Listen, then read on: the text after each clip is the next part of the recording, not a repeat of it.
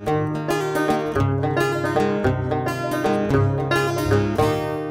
FRCA, le GDS, l'ARP et le CIRAD vous présentent Terre d'ici, spécial Rita Animal.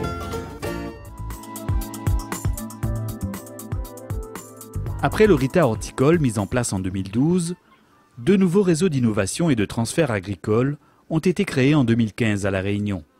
Il s'agit du Rita Canne, animé par Aircan, un organisme de recherche et de développement de la canne à sucre, et du Rita Animal, porté par la FRCA, la Fédération régionale des coopératives agricoles.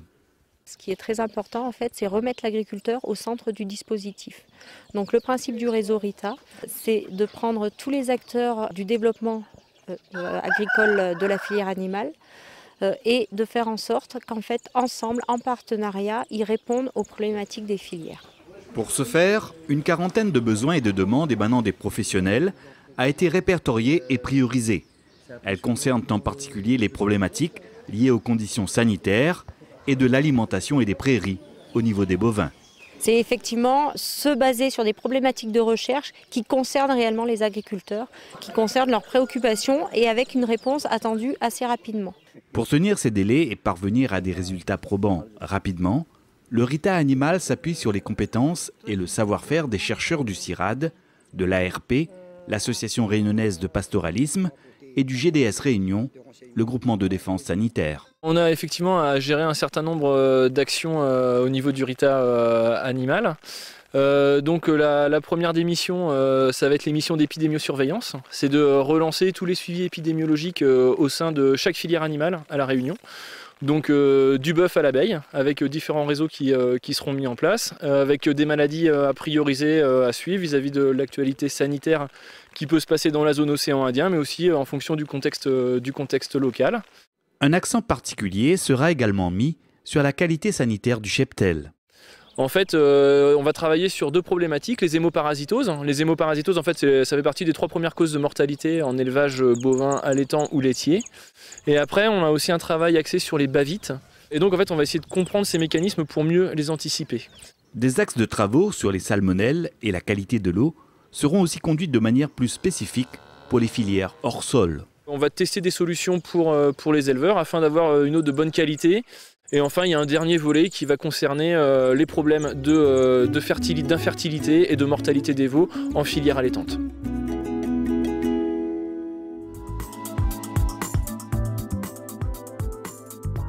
Dans le cadre du Rita Animal, l'ARP va ainsi axer ses actions sur la valorisation des acquis de la recherche menée ces dernières années sur les fourrages.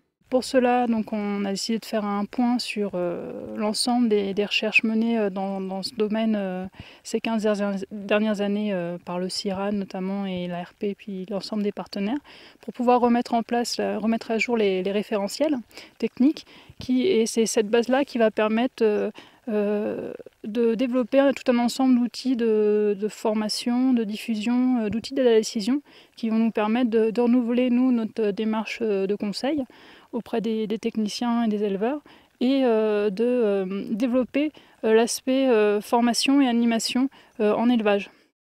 On est, nous, équipés à l'ARP d'un laboratoire avec des analyseurs infrarouges où grâce à ces appareils-là, on arrive à faire des suivis de valeur alimentaire de l'herbe et de niveau de matière sèche des fourrages. Donc la matière sèche est hyper importante sur les ensilages. Et donc par rapport à ces outils-là, on sort des valeurs alimentaires qui serviront après à la nutrition des vaches laitières et des vaches allaitantes en termes de complémentation. Afin de compléter le dispositif, des éleveurs référents ont également été associés au réseau. Philippe Picard est l'un d'entre eux. Éleveur naisseur sélectionneur depuis une trentaine d'années à la plaine des Cafres, il est, avec son épouse et son fils, à la tête d'un troupeau de 80 vaches allaitantes. Enfin, moi, la première chose que j'ai trouvé intéressant, le Rita, ça nous a permis de se mettre autour d'une table. Et ça, c'est une bonne chose, je pense, pour pouvoir tous ensemble travailler dans la même direction, je dirais. Mais en même temps, si je suis président de l'AIAP, bon, l'AIAP, son premier rôle, c'est l'herbe, travailler sur le fourrage pour que les éleveurs, demain matin, aient des références un peu plus avancées. Enfin, moi, je pense pouvoir amener un petit peu d'expérience. Comme il disait, 30 ans d'un métier, on commence à avoir un peu d'expérience sur la qualité de l'herbe, savoir comment faire une bonne prairie. Et je pense que je peux apporter des idées dans ce sens-là. On s'est rendu compte qu'entre les différents DOM, on a des problématiques communes qui sont d'ordre climat, qui sont l'insularité. Voilà.